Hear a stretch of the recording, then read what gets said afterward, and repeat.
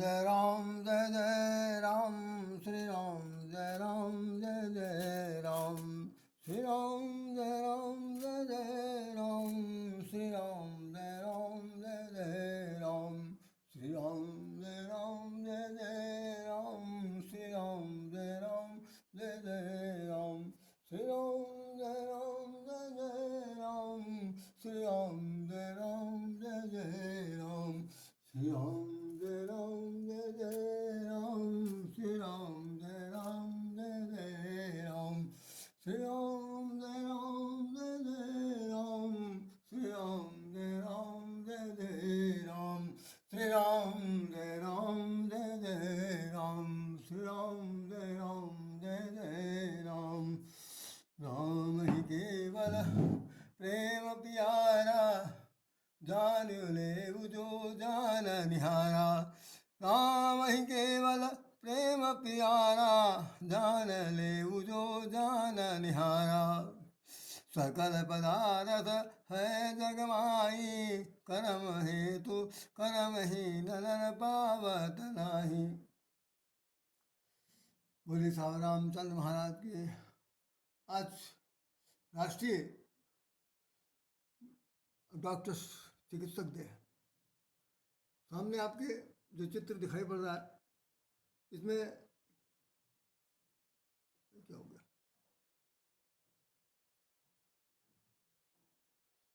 इसमें ये दिखाया जा रहा कि रियल हीरो अगर कोई है संसार में तो डॉक्टर है, और ख़ासतौर से डॉक्टरों को हीरो कह करके साथ साथ ये भी कह दिया गया कि वो भगवान भी हैं और धरती के भगवान हैं। आपके सामने जो दिखाई पड़ रहा है इसमें लिखा हुआ है कि हर साल जुलाई के को नेशनल डे बनाया जाता है ताकि हम डॉक्टरों से के अथक सेवा बलिदान और योगदान को सम्मानित कर सकें। ये डॉक्टर न केवल चिकित्सा विशेषज्ञ हैं बल्कि स्वस्थ समाज और समृद्ध राष्ट्र की नींव भी हैं। इनका प्रभाव अस्पताल की चारदीवारी तक सीमित नहीं है बल्कि इनका योगदान जीवन के कई पहलुओं में प्रभावित करता है। ये चित्र सामने जो दिखाई पड़ रहा है इसके अंदर ये भी लिखा हुआ कि भारत में पिछले वर्ष तक 13 लाख से अधिक रजिस्टर्ड एलोपैथिक डॉक्टर हैं जो शहर और कस्बों दूर दराज के गाँव में स्वास्थ्य सेवाओं के लिए सुनिश्चित कर रहे हैं। सामने बिल्कुल स्पष्ट लिखा हुआ। इसके बाद ये देखिए, अभी राष्ट्रपति महामहिम राष्ट्रपति द्रौपदी मुर्मू गई थी आयुष विद्यालय का उद्घाटन करने के लिए गोरखपुर। वहाँ पर उन्होंने जो संदेश दिया वो आपके सामने दिखाई पड़ रहा है। उसमें उन्होंने एक बात खास तौर से कही है कि डॉक्टरों और नर्सों को निद्राजीत बनना होगा। तो सबसे ऊपर जो हेडिंग लगी हुई है वो हमारी सेहत के रखवाले। हमारी सेहत के रखवाले कौन है? डॉक्टरों और नर्सों को निद्राजीत बनना होगा। ये एक साथ जोड़ दिया हमने। उसके बाद दिखाया जा रहा है कि मृत्यु शैया पर जिंदगी को जीवन दान देने वाले कुछ डॉक्टर हैं, उनके नाम दिए जा रहे हैं। एक डॉक्टर साहब हैं डॉक्टर हिमांशु, ये खास तौर से वहाँ पर सर्विस कर रहे हैं KGMC का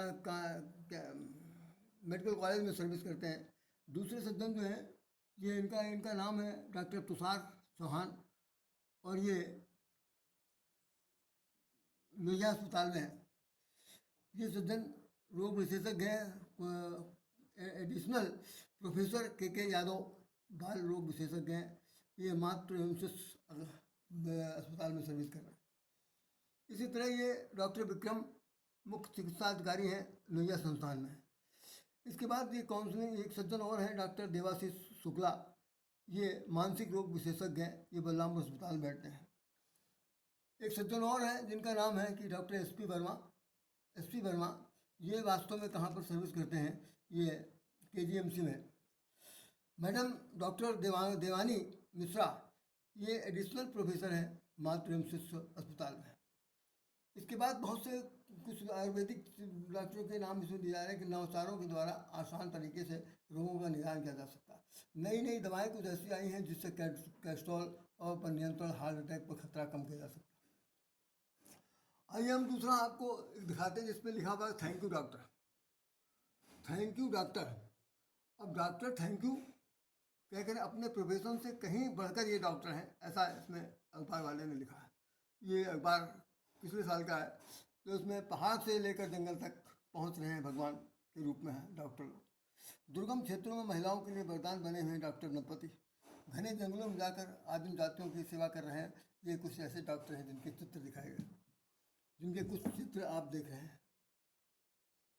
ये डॉक्टर्स बैठे हुए जो घने जंगलों में जाकर के आदिम जनजातियों को जान से बचा रहे हैं। ये डॉक्टर ऐसा कुछ लिखा गया। तो इस प्रकार आपने देखा कि दुर्गम क्षेत्रों में महिलाओं के लिए वरदान साबित हो रहे हैं डॉक्टर दंपति। पहाड़ से जंगल तक पहुंच रहे हैं भगवान, ये भी आपके सामने दिखाई पड़ रहा है। और ये कुछ डॉक्टर नहीं है, अपने प्रोफेशन से कहीं बढ़ करके ये डॉक्टर हैं। इन 3 महिला डॉक्टर का भी चित्र आपके सामने दिखाया गया। आयुर्वेद को बढ़ावा दिया जाना, कद मरीजों की सुविधाएं निःशुल्क इत्यादि, ये हमने आपको वर्णन कर दिया। आइए हम लोग इस पर थोड़ी सी चर्चा करते हैं। जैसा कि सर्वविदित है कि आज डॉक्टर्स डे है, राष्ट्रीय चिकित्सक दिवस के रूप में मनाया जा रहा। और उसमें हमने कुछ अखबार के जो चित्रण हैं, जिनमें अखबार वालों ने उन डॉक्टरों का फोटो और उनका परिचय दिया है जो वास्तव में कुछ समाज सेवा के लिए या अपनी ड्यूटी की ईमानदारी के लिए प्रसिद्ध हैं। उनके नाम दिए गए। उन नामों पर हम दोबारा जिक्र नहीं कर सकते क्योंकि वो पेस्ट किया हुआ है, अखबार लगा निकाल के दिखाया नहीं जा सकता। तो कोई डॉक्टर बलरामपुर का है, कोई लोहिया का है, कोई संजय गांधी संस्थान का है और कोई KGMC का है। इस तरह से करके सभी कई डॉक्टर हैं। उसमें कुछ महिलाएं भी हैं जो काम कर रही हैं डॉक्टर महिला के रूप में। कुछ नर्सों का भी जिक्र किया गया। इसके साथ साथ ये भी बता रहे हैं कि पहाड़ों पर भी जाकर के कुछ डॉक्टर्स लोग जो हैं वो जनजातियों को इनकी सेवा कर रहे हैं। इतना सब कुछ होते हुए भी अखबार की तरफ से उन डॉक्टरों का जिक्र, उन क्लिनिक का, और क्या कहना चाहिए, जो नए नए पॉलीक्लिनिक बने हुए हैं, नए नए नर्सिंग होम बने हुए हैं, उनका जिक्र इसमें नहीं है। और उन डॉक्टरों का भी जिक्र नहीं है कि जिनके सानिध्य में मरने वालों की संख्या कम नहीं है, अपने आप में अधिक है। किसी से भी छिपा नहीं है, किसी से भी छिपा नहीं है। मैं समझता हूँ आप लोग भी बहुत ही सर्वज्ञ हैं, ज्ञानी हैं और अपने जीवन में बहुत सी घटनाओं को देख रहे हैं, अपने पास पड़ोस में देख रहे हैं। और साथ साथ कभी कभी आपके परिवार में भी कुछ ऐसी घटनाएं घट जाती हैं जिनको देख करके आपको बहुत ही अंदर से डॉक्टरों के प्रति एक राग जहाँ पर है, अनुराग जहाँ पर है, वहाँ पर एक भाव पैदा होता है जिसका नाम घृणा है। क्या खास बात है, इतना मेहनत करने के बाद डॉक्टर बने और जन सेवा करने के लिए डॉक्टर बने। उसके बाद ये है कि उनकी मानसिकता में इतना ज़्यादा प्रकोप क्यों आया। तो इस पर कुछ डॉक्टरों के जो वीडियो हमारे पास मुझे देखने को मिले यूट्यूब पर और तमाम तरह के, कुछ डॉक्टरों ने तो सरेंडर कर दिया। उन्होंने कहा कि भाई मेरे भी शरीर में खून जो रक्त बह रहा है उसके अंदर संवेदना है, हम ऐसा काम नहीं कर सकते जिससे कि हमारा ज़मीर अलाउ ना करे। वास्तविकता यह है कि जो आज की नया जो सिस्टम शुरू हुआ है, नए नर्सिंग होम, नए जो क्लिनिक खोले गए हैं, उन डॉक्टरों को विशेष रूप से भर्ती करते समय क्लिनिक के जो मालिक हैं, क्लिनिक चलाने वाले जो सर्वा हैं, जो उसके संस्थापक हैं, संरक्षक हैं, या वो जो डॉक्टरों को अपॉइंटमेंट करते हैं, वो उनको एक पैकेज के साथ काम लेना चाहते हैं। उनका कहना है कि हर मरीज के साथ इतना रुपया वसूला जाना चाहिए। ये बिल्कुल मैं जो वीडियो में आया उसको बता रहा हूँ, और कुछ घटनाएं हो रही हैं उनको भी मैंने देखा है, इसलिए मैं बोल रहा हूँ। कुछ कष्ट हमको हो रहा है व्यक्तिगत तौर पर, उसको भी मैं बता रहा हूँ कि वो कह रहे हैं कि जी बताते हैं कि कई बार डॉक्टरों से वो कहा जाता है कि भाई अगर कोई डॉक्टर ठीक ठाक आया और ठीक हो सकता है तो पहले उसको तुम बीमार करो। ये आदेश है ऊपर से जिस क्लिनिक में काम करते हैं बड़े बड़े अस्पतालों में, कि पहले जो ठीक ठाक आया है, जो थोड़ा बहुत बीमार है, उसको तो मामूली दवा दे करके ठीक किया जा सकता है। उसको तो पहले तुम गंभीर बीमार करो। बीमार करने चाहे इंजेक्शन लगाओ, चाहे दवा दो, चाहे कोई भी करो जिससे वो बीमार हो जाए। बीमार होने के बाद उसको आप वहाँ ले जाइए जहाँ पर वो क्या कहते हैं उसे, ICU में ले जाइए, ICU में ले जाइए, और वहाँ पर उसको बिल्कुल ऐसी स्थिति में लगा दीजिए कि चाहे वो कुमाम चला जाए, मरणासन लेट जाए, कुछ भी हो जाए। अब तिमिरदारों को बुलाइए, उनसे कहिए बड़ी गंभीर हालत है और इनके लिए इतना पैसे की जरूरत है, आप तुरंत जमा कराइए। अब तिमिरदार तो जिस उम्मीद से आया तो वो उम्मीद तो खत्म हो गई। और पहले तो पैसे का अरेंजमेंट करे और वहाँ पर वो सांस ले रहा है, अंतिम सांस ले रहा है कि अंतिम सांस अभी 1 आध दिन बाकी है, चलती रहे। बहुत बुरी हालत है। तो वो डॉक्टर लोग जो हैं उनको इंजेक्शन भी दे रहे हैं, जिससे वो कई बार कि ऐसा हो जाता है कि हमने ऐसा अखबारों में पढ़ा, अखबार वाले लिखते हैं सुर्खियों से भरा रहता है। मैं चैलेंज से कह सकता हूँ सुर्खियों में भरा रहता है अखबारों में। जब कभी कभी ऐसी घटनाएं आती हैं तो वो लोग लिखते हैं कि डॉक्टर पकड़े गए, ये करेंगे वो करेंगे, और उन्होंने ऐसा किया वैसा किया। मैं नहीं कह रहा हूँ कि उन्होंने डॉक्टर के मन में ऐसी भावना नहीं होगी मारने की, लेकिन जिस जिस जिस तरीके से, जिस चैनबद्ध तरीके से काम किया जा रहा है, कराया जा रहा है, उसमें डॉक्टर, कुछ डॉक्टर तो पीड़ित हैं और कुछ डॉक्टर निकल के भाग रहे हैं। तो ऐसे एक उदाहरण भी, हाँ अभी, हाँ अभी, हाँ मुश्किल से 2-3 महीने पहले की घटना हुई है, जिसमें कि एक महिला जो है वो, एक लड़की कहें, महिला क्यों कहें, लड़की आई थी अपने पिताजी को लेकर के, और उनको कहीं पर पथरी हो गई थी, पथरी का ऑपरेशन हुआ था इसी लखनऊ शहर में। और अब नाम मैं नहीं लूँगा, उस क्लिनिक वहाँ पे ले गए, वो क्लिनिक बहुत बार बदनाम भी हो चुका, बहुत बार उस पर तालाबंदी भी हो गई, बाद में फिर वो छूट गया। ऐसे हमारे लखनऊ शहर में बहुत से ऐसे हैं जिनको, जो खासतौर से ब्लैक लिस्टेड हैं, और वो फिर खुल जाते। मेन गेट बंद है, पीछे से मरीज आ रहा, देखा जा रहा, और फिर पकड़ धकड़ हो रही, छापेमारी हो रही।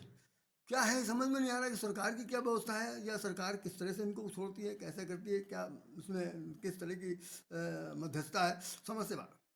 लेकिन काम हो रहा, बंद आंखों से देख नहीं सकते आप, खुली आंख से देख करके तरस खाते हैं, तरस तकलीफ होती है। तो वो जो 56 साल के सज्जन थे, उन्होंने तब पथरी का ऑपरेशन कराने गए, और उस लड़की से कहा गया कि आप फार्म भरो, अगर कोई ये तो आप जानते होंगे शुरू से आखिर तक छोटे छोटे काम के लिए भी भर्ती करते समय जिम्मेदार से ये लिखवा लिया जाता है कि अगर कोई भी अनहोनी घटना घट जाती है तो इसके लिए हम या हमारा स्टाफ जिम्मेदार नहीं होगा।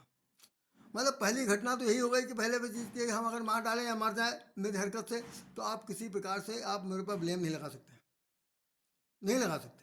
वो बाद में चिल्लिपों मचाइए, कुछ भी करिए, नहीं हमारे पास नहीं लगा, क्योंकि आपने लिखित में दे दिया, तो पहले ही आपके हाथ पैर कट गया, पैसा आपके जेब से जा रहा, घर गृहस्थी बिकी जा रही है, खेत खलिहान बिके जा रहे हैं, और आखिर में यह है कि भाई आदमी जीते गया था और मुर्दा होकर बाहर आ रहा। तो उन सज्जन ने बताया कि पथरी तो निकाली या नहीं निकाली, 56 टाँके, 56 साल की उनकी उम्र है, 56 टाँके उनके शरीर में सब जगह काट काट के लगा दिया गया। यहाँ तक कि हार्ट पेशेंट नहीं थे, हार्ट के लिए भी वो डाल दिया गया, क्या कहते हैं, नली डाल दी गई। किडनी इडनी जो खराब नहीं थी उसको भी खराब खराब साबित करके उसको भी ऑपरेट करने की कोशिश की गई। तो बाद में फिर वो जब बहुत ज़्यादा बॉल मचा, पेपर में आया, सब कुछ हुआ, पुलिस केस हो गया, तो वो कुछ डॉक्टर तो वहाँ से फरार हो गए, कुछ दिन के लिए क्लिनिक बंद कर दी गई। ये छोटी मोटी बात है। ऐसी घटना आपको शायद याद होगा, उस समय भी हुई थी जब कभी आपका यहाँ कोरोना का कोहराम मच गया था। असंख्यों करोड़ों अरबों लोग मर गए थे भाई, पूरे विश्व में ये घटना घटी थी। कोई केवल लखनऊ शहर या भारतवर्ष की बात नहीं थी, सभी लोग, क्या चीन क्या चीन है, क्या एशिया महाद्वीप है, क्या अमेरिका में उत्तर, सब जगह थे। आखिर में जो हमारे यहाँ वैक्सीन बनी, वैक्सीन पूरे भारतवर्ष से ट्रकों में लाद ला के उन सभी ज़रूरतमंद देशों को हमारे हमारे देश में दिया। जिन ज़रूरतमंद देशों को दिया वही लोग हमारे दुश्मन बन गए। ये भी एक देखिए कि होम करो तो हाथ जलता है। तो ये स्थिति हुई। तो बता रहा हूँ कि उसके अंदर भी बहुत ज़्यादा होता था कि डॉक्टर लोग के यहाँ भर्ती हो रही है, भर्ती की जगह नहीं है, बेड नहीं, एट नहीं, कोई बाहर है, कोई भीतर है, कोई गेट के बाहर लेटा पड़ा, कोई सड़क पर लेटा पड़ा, मतलब वो मरने की सांस ले रहा और उसके जीने की कोई आशा है नहीं। लेकिन लगे हुए सब लोग। बस वहाँ पर तो यह है कि जाकर लिटा दीजिए, उसके बाद यह है कि तुरंत आपके मरने की सूचना धीरे धीरे दे देंगे, और सारा बॉडी के जितने भी ऑर्गन से निकल लिए गए, और उनको पैक करके आपको जैसे कागज़ में कोई थैली में दी जाती है वैसे दे देंगे। ये कोरोना काल में हुआ। उस वक्त तो उन लोगों की बड़ी बहुत ज़्यादा बनाई थी, जो जो लोग कहना कहना कहना चाहिए, ये दवाई विक्रेताओं की ऑक्सीमीटर, जिसकी कीमत बताते थे 600 700 800, मैक्सिमम 1,000 रुपये कीमत थी, वो उस वक्त 10,000 रुपये बिक रहे थे। ऑक्सीजन नापने के लिए, उंगली लगाने के लिए 10,000 8,000 7,000 के जो जैसा पैसा पा सकता था लेता था। पैरासीटामोल ये वो बांट बांट के कुछ कर रहे। तो हमारा मतलब यह है कि ज़िंदगी जीने के जिलाने के लिए जिन लोगों को भगवान माना गया, कहा गया, पैर पकड़ा गया, और उनको उसी दृष्टि से देखा गया, वही इतने क्रूर निकले, वही इतने इंसानियत की जगह पे हैवानियत का उन्होंने अपना परिचय दिया। बहुत दुखद। मैं नहीं कह सकता हूँ कि इस प्रोफेशन में ऐसी बात सिखाई जाती होगी कि ये विद्यालय में जो पढ़ाया जाता हो ऐसा करता, लेकिन नहीं, ये जो नए नए स्कूलें, बड़े दैत्याकार हाहाकार टाइप की बड़ी बड़ी मशीनें लगा करके बैठे हुए, पैसा कहाँ से लाएंगे? हमसे आपसे वसूलना चाहते हैं, और वसूलने के लिए उनके पास एक ही चारा बचा है कि वो फर्जी आपको बीमार करके सब कुछ पैसा ले लें। तो मैं समझता हूँ कि डॉक्टर्स डे पर ये जो कहा जा रहा उस पर बहुत गौर से सुनिए। और कई डॉक्टरों ने जो कहा है कि भाई हमको मजबूर किया जाता है कि भाई हर मरीज से कम 10 लाख रुपए लेना, अदरवाइज आपको नौकरी से निकाल दिया जाएगा। तो कुछ लोगों ने तो नौकरी की, 10 इसलिए बाद में फिर वो मजबूर हो गए, उनके अंदर से तड़फ पैदा हुई कि भाई मैं ऐसी इंसानियत के गैर इंसानियत वाला काम नहीं कर सकता हूँ, मानवीयता का हनन नहीं कर सकता, हम काम नहीं करेंगे और चले आए। अब जरा उनकी सुन लीजिए जो डॉक्टर घर में बैठ के प्रैक्टिस कर रहे हैं। अजी साहब उनकी भी बहुत ज़बरदस्त, 1200, 1500, 2000, 2500 से फीस कम है ही नहीं।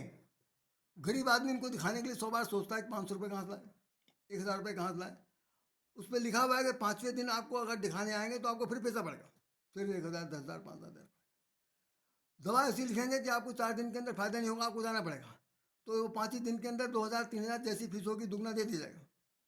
डॉक्टरों के साथ लाइन लगी हुई है, लाइन लगी हुई जो डॉक्टर जो किसी काम के लोग नहीं हैं वो भी वहाँ पर वो करते हैं सेवा के सामने।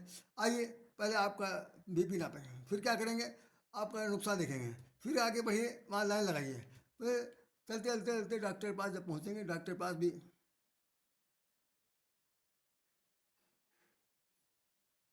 क्या प्रॉब्लम, ठीक है भाई इनको ये बदल दो, ये बदल दो, दो।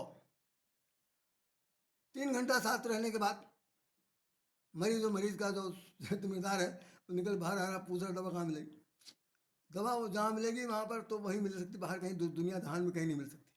वहाँ पर भी साठ गांठ है, पैथोलॉजी से भी साठ गांठ है।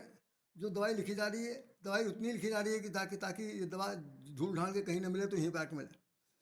डॉक्टरों को देख करके तो कई बार अब तो तरस आता है और मन में यही आता है कि भाई ऐसे भगवान कभी मौत देते जा रहे ठीक है, लेकिन उनके पास में जाने दें।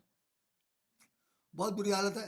मैं बहुत दुख के साथ व्यक्त करना चाहता हूँ कि भाई डॉक्टरी इलाज एक समय था, हम जो अपने बचपन के बारे में बताते हैं कि हमारे यहाँ एक बहुत से डॉक्टर थे, बहुत से डॉक्टर थे बचपन में। मैं अब तो मेरी उम्र बहुत बढ़ गई है, मैं तीसरेपन को भी समाप्त कर रहा हूँ।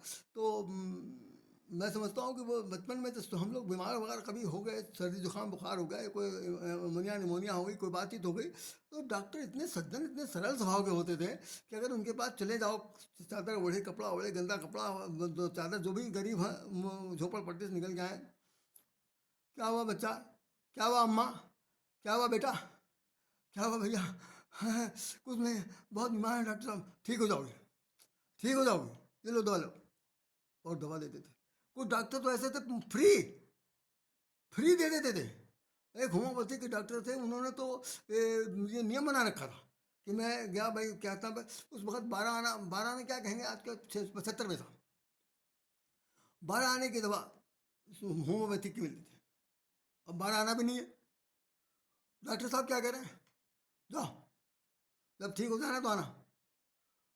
जब वो ठीक हो गया, 2-4 दिन दवा लेकर गया, ठीक हो गया, डॉक्टर साहब को पैसा देने गया बहुत जोर बटोर करके, तो डॉक्टर साहब उसको भगा देते थे, पैसा नहीं चाहिए, हम तुमको ठीक होकर देखना चाहता। कितनी बड़ी बात, अरे वो ठीक होकर देखना चाहता, और आज ये है कि आपको हम बिना ठीक हुए देखना चाहते।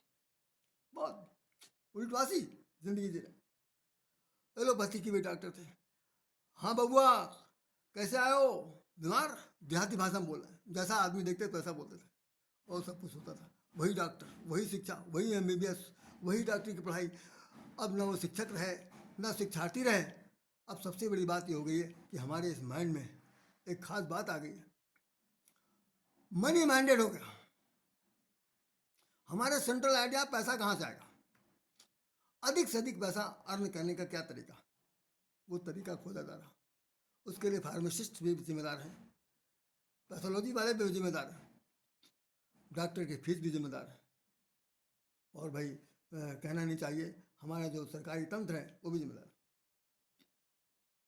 नहीं तो सरकार ने जब पूरी सुविधा दे रखी तो सरकार इतनी ज़्यादा अनुमति क्यों दे रखी कि प्राइवेट अस्पताल खोले जा रहे हैं, और खोले जा रहे हैं तो उनको सिमिलरिटी क्यों नहीं ला रहे जा रहे, एक ही फीस क्यों नहीं सबको ले जा रहा। ऐसी क्या खास बात है एमबीबीएस में पढ़ने के बाद आपकी फीस तो 2,000 रुपये है, इनकी फीस 800 रुपये, किताब वही, सब्जेक्ट वही हो सकता, तो फिर निश्चित रूप से गरीब आदमी कहाँ जाएगा।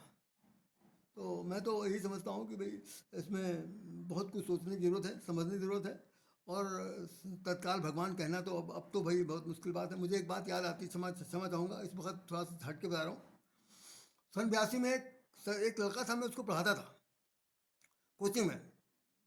तो उसकी वो इंटरमीडिएट साइंस साइड से था, पढ़ करके वो उसमें पीएमटी में बैठा और पास हो गया। उसके बाद एमबीएस की तैयारी करने लगा। हमारे परिवार के एक सज्जन थे, वो शादी के लिए गए थे अपनी लड़की की शादी के सिलसिले में। 82 की बात आ रहा हूँ आपको। गर्मी थी, जून जून का महीना था। पिताजी को दरवाज़ा खटखटाया गया, किसी तरह से वो निकल के बाहर आए। और आते ही सबसे पहले उन्होंने तो यही दावा, अरे आपको यही मिला था समय आने का, देख नहीं रहे कि दोपहर के समय हम लोग सो रहे हैं और आपने आपने डिस्टर्ब कर दिया। हमने कहा भाई माफ़ी चाहता हूँ। हमने कहा दिन का समय है, रविवार का दिन है, छुट्टी होगी, चलो मिल लेते हैं। कैसे आना हुआ? बताया भाई आपका एक बेटा है शादी के लिए, इसलिए हम लोग आए, जो एमबीबीएस कर रहा है। जानते हम लोगों ने कहा, शिष्टाचार तो सब एक तरफ रखा रहेगा। सबसे पहले उन्होंने कहा, ये 82 बात है, फिर सुन लो। 82 आज से साल कितना, 18 और 25, 33, 18 और 25 कितना हो गया, 8 5 13 3 4 43 साल पहले। उन्होंने कहा कि हमने अपने बच्चे की पढ़ाई में 8 लाख रुपया लगा दिया। उस वक्त 8 लाख में एमबीबीएस हो जाता होगा। अब आज तो बता रहे हैं 50 लाख खर्च होगा। अच्छा, इसमें कोचिंग भी जिम्मेदार है। पहले कोचिंग वालों ने बदमाशी की, पेपर आउट करा देते थे, पास करा देते थे, पीएमटी पास करा दिया, यहाँ वहाँ भर्ती करा दिया, वो पकड़े गए, सब कुछ हुआ। आज भी ये जो कोचिंग चल रही है पैकेज के हिसाब से, ये भी हमारे समाज के बीच में एक प्रकार का बहुत बड़ा कोड़ है। मैं नहीं कहूँगा कि अच्छी पढ़ाई हो रही है, अच्छे अच्छे अच्छे विद्यार्थी निकल रहे हैं। पढ़ाई के साथ साथ बहुत पैसा वसूला जा रहा है, माँ बाप बिल्कुल कंगाल हो गए, घर गृहस्थी बिकी जा रही है। डॉक्टर तो बनेगा तो बात की बात है, तो वसूले कहाँ से? तो वो कहने लगे श्रीमान जी कि 8 लाख खर्च किया है और आप कितना खर्च करेंगे। मतलब वो 8 लाख रिटर्न चाहते थे हमसे। अगर आप लड़की वाले हैं, पहले 8 लाख रुपए की बात करिए, वो तो दे दीजिए, बाद में शादी करने के लिए सोचिए कहाँ किस मत में कौन सा खर्च करेंगे। जब 43 साल पहले मनी माइंडेड की दिमाग था माँ बाप का या लड़कों का, तो आज तो भाई करोड़ों में बात हो रही। किसी डॉक्टर वाले लड़के को तो आप शादी के लिए चुन ही नहीं सकते। चुनेंगे तो सबसे पहले डॉक्टर नहीं चाहिए लड़की, नहीं तो बेकार है। तो खैर इसके ऊपर बात छोड़िए, आज का मैटर तो सिर्फ ये है कि ये हमारी जो माननीय महामहिम राष्ट्रपति जी ने जो कहा है कि ये रात्रि या निद्रातीत होना चाहिए, तो सबको साथ साथ चलने के लिए बात की जा रही है। सभी डॉक्टरों को सलाह दे रहे हैं, नर्सों को सलाह दे रहे हैं कि आप लोग दिन रात जुट करके काम कीजिए, आप एक सच्चे सेवक हैं। निश्चित रूप से सच्चे सेवक। अभी उनका छवि ऐसी बिगाड़ने की किसी की हिम्मत नहीं, क्योंकि सब लोग गर्जमंद हैं। आखिर भाग के जाएंगे कहाँ? जाएंगे तो कहीं ना कहीं, और वो अस्पताल ही होगा। तो वहाँ पर डॉक्टरों के द्वारा जो ये वसूली का जो तरीका है, वो उसमें दलाल बहुत से लगे हैं, पकड़ पकड़ के लाते हैं और ला करके वहाँ फंसा देते हैं, उनको अपना कमीशन मिल जाता। मैं बेंगलोर की घटना बता रहा हूँ जो हमारे परिवार के साथ घटी। मैं गया वहाँ, हमारे परिवार के एक सज्जन भर्ती हुए, बहुत ही नामी ग्रामीण अस्पताल है वो, नाम नहीं लूँगा। वहाँ पर भर्ती कराया गया उनको। जांच से जांच, जांच पर जांच, जांच पर जांच, आखिर में 24 घंटे के अंदर इतनी जांच ली गई कि वो आदमी वो लेडी अजमरी जैसी हो गई। डॉक्टर कोऑर्डिनिस्ट है, चार डॉक्टर और ले आया समेट के।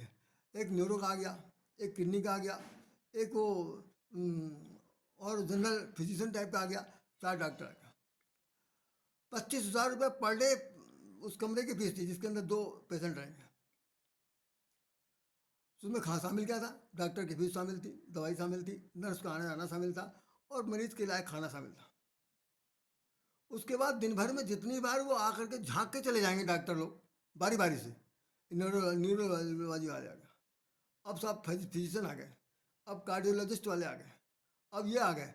ठीक हो? हाँ हाँ ठीक है, ध्यान ध्यान रखना, नर्स तुम ध्यान रखो। उनके खाते में फीस चढ़ गई। जो 25,000 है उसके अंदर तो फीस शामिल है ही है, अलग से फीस और चढ़ गई कि 1,200 रुपये इनकी फीस है, 800 रुपये इनकी फीस है, 2,000 इनकी फीस है, इस तरह की चल रही। अजी साहब 10 दिन तक के बाद हम लोगों ने कहा अब तो ज़िंदगी जीना मुश्किल है, यहाँ भाग चलो।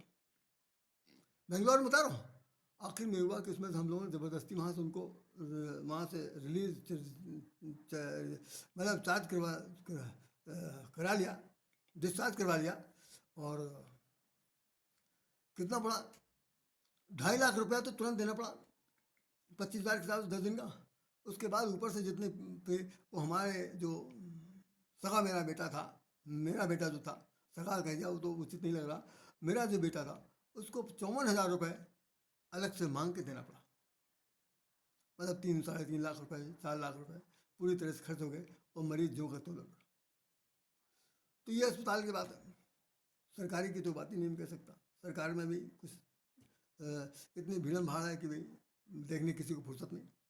जिनको फुर्सत है वो सीधे मुँह बात नहीं करते हैं, 10 काउंटर पर दौड़ाते हैं। उतने देर में सुबह से शाम तक आदमी भुखमरा है, तो अगर मान लो कोई टेस्ट कराने गया तो शाम तक जब लौट के आएगा तो खुद ही गिर पड़ेगा। क्या कर सकते हैं? तो भाई चिकित्सा की जो प्रणाली है, ये व्यवस्था पर चिंतनीय है, इस पर विचार किया जाना चाहिए। दोहन की प्रवृत्ति बिल्कुल ख़त्म होनी चाहिए। डॉक्टरों पर इतना बड़ा बोझ न लादा जाए कि वो अपने आप में खुद इंसान होकर के भी हैवानियत पर उतर आए, बल्कि भाई कम खाओ, कम खाओ, थोड़ा खाओ, थोड़ा कमाओ, क्योंकि आखिर में जाना ही पड़ेगा। डॉक्टर भी मरेंगे। फिर जो डॉक्टर सबसे अनैतिक पैसा लेता था, जब वो बिस्तर पर होगा तो उसी का दूसरा भाई उसका जब इलाज करेगा तब अब फीस लेगा तो कैसा लगेगा? कैसा लगेगा भैया? मालूम पड़ेगा कि हम तो ऐसा आज तक नहीं किया। तो अपने किए हुए का फल, प्रतिफल दिन रात भोगने के लिए तैयार रहिए। आप डॉक्टर नहीं हैं, आप इंसान हैं। हम आपको भगवान का दर्जा देते हैं, तो उस दर्जे को, उस भगवान के पद को, भगवान के उस पद को स्वीकार कीजिए। और भगवान जैसे सबका रक्षक है, जैसे मैं उदाहरण दा दूँ चलते चलाते, भगवान कह रहे हैं अपने शिष्य से, करहूँ सदा तिनकी रखवारी, जिम पालही बालक नहीं महतारी। करही सो करहूँ सदा तिनकी रखवारी, जिम पालही बालक नहीं महतारी। हे अमृतसर, जिस प्रकार से माताएं अपने बच्चों का लालन पालन करती, रखवाली करती हैं, ठीक उसी प्रकार से मैं भी इस सारे संसार का पालन पोषण करता हूँ। उस पालन पोषण करने वाले भगवान के अंदर चिकित्सा की बात है। हमारे गुरु जी कहते हैं कि सबसे बड़ा गुरु तो आपका जो है आपका शरीर है, चिकित्सक है। ये स्वयं बताता है कि हम बीमार हो गए। तो सब लोग सावधान होकर इस बात को, जिन लोगों ने सुना है, तो पहली चीज़ तो कोशिश ये करें, खान पान में, जीवन शैली में बहुत सावधानी बरतें। ऐसा न खाएं जो उनके लिए स्वास्थ्यवर्धक न हो, स्वास्थ्य के लिए हानिकारक हो। दवाई के लिए जाना नहीं पड़े, जहाँ तक बन पड़े और जाना ही पड़े तो भगवान तो मालिक है। तो सब लोग ने मेरी बात पर अगर अमल किया है, विचार किया है, तो विचार तो कर ही लीजिए भाई, क्योंकि ये तो सबके सामने रोज़ आएगा। कोई आज की बात नहीं, मैं किसी की बुराई कर रहा हूँ, न मैं कोई ऐसी बात बता रहा हूँ जिससे किसी को बुरा लगे। तो ये तो खुला खुला पट देखा जा रहा। ये जो चित्र दिखाया गया, इसमें उन डॉक्टरों के चित्र दिखाए गए जिनके नाम अमर है, हीरो बन गए हैं। और उन लोगों का नाम तो आया नहीं जो खासतौर से कर रहे हैं। तो भाई सब पर उंगली नहीं उठनी चाहिए। मैं समझता हूँ कि ये जमात, ये विधा कभी कलंकित ना हो, सर्वत्र इसकी पूजा होनी चाहिए, ऐसा मान के आप लोग संकल्प लीजिए और अपने पैसे को इतना उज्जवल बनाइए कि आपको देखते ही चाहे जिस उम्र का कोई हो, श्रद्धा से शीश झुक जाए और लोग कहें, हैं डॉक्टर साहब नहीं, हमारे भगवान हैं। तब तो मैं समझता हूँ कि ये आपका पढ़ा लिखा सत्य अक्षर सा सत्य सिद्ध होगा और आप एक महान बनेंगे। इन्हीं शब्दों के साथ राधे श्याम राधे सबको नमस्कार करता है और विचार करने के लिए, चिंतन करने के लिए आप पर प्रश्न छोड़ता है। निश्चित बताइए, जैसा हमने कहा वैसा आपने सुना या नहीं सुना।